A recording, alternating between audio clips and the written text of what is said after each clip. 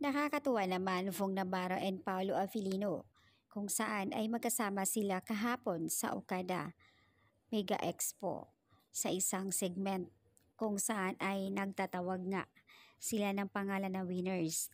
At syempre isa doon si Paolo Avellino na nagtatawag ng pangalan ng winners na ang pangalan ay Kimberly, kapangalan ni Kim Cho.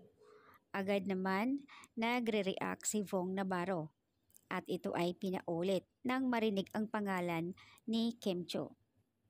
Samantala, natawa naman si Paolo Avellino at ito pa ay napa-spell ng pangalan ng winners at syempre naalala niya ang kanyang babe. Sa isang panayam ng aktor na si Fong Navarro na ayon din sa kanya, nakabanding na rin niya noon si Paolo Avellino nang magkaroon sila ng dinner kung saan kasama si Kim Cho. Kumbaga, si Kim Cho mismo ang nag-aya kay Fong Navarro na isama sa dinner. Kaya naman ganun na lang kalakas ang loob ni Paolo Avellino ni Fong Navarro na talagang sobrang banding sila kahapon sa Mega Expo. At syempre naman, hindi naman lingid sa kaalaman na si Paolo Avellino na laging bumibisita sa Showtime.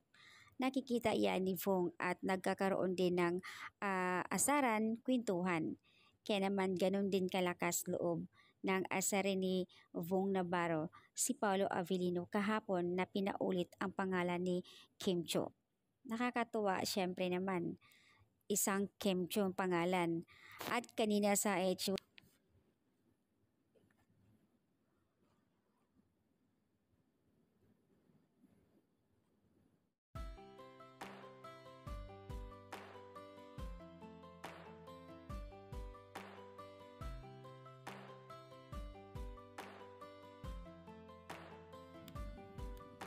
At syempre naman, kilig naman si Kim Cho nang sabihin ni Fong Navarro maikwento ang nangyari asaran kahapon sa Mega Expo.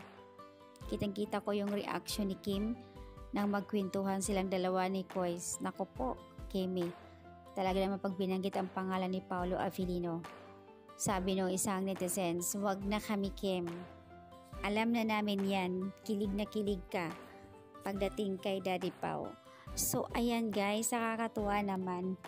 At syempre, yung ibang mga netizens, pag talagang si Paolo yung nagsasalita o either nagbibiro, marami ang kinikilig doon.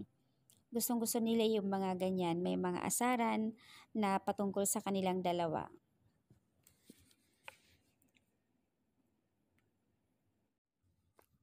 Samantala may post naman ng isang admin, I think Kim Paunatics, na talagang kinagigiliwan yung post ni Paolo Avellino. Sobrang napakagwapo. Isang netizens na nagsasabi, sapat na sa akin na kahit isang anak lang kung kamukha talagang ni Paolo Avellino. Sobrang napakagwapo. Ang swerte nga naman kapag si Chineta. Mas bagay. Siguro napakagwapo ng kanilang magiging anak kapag magkatuluyan. So maraming mga good vibes, mga comment ang mga netizens at syempre naman nakakatuwa yung mga Kim Pao fans pag nagbibigay ng good vibes. Walang kumbaga masama. Good vibes lang para naman may katuwaan din sa comment section. At ito naman kung lahat ng mga Kim Pao fans pag nagbibigay ng opinion ng mga good vibe comments, syempre yung iba hindi na pipikon, natutuwa pa sa halip. Yung mga emoji nila kung ano-ano na lang ipinakita kapag napag-uusapan talaga ang Kim Pao. Syempre nakakatuwa naman, nakakataba ng puso na may mga ganon.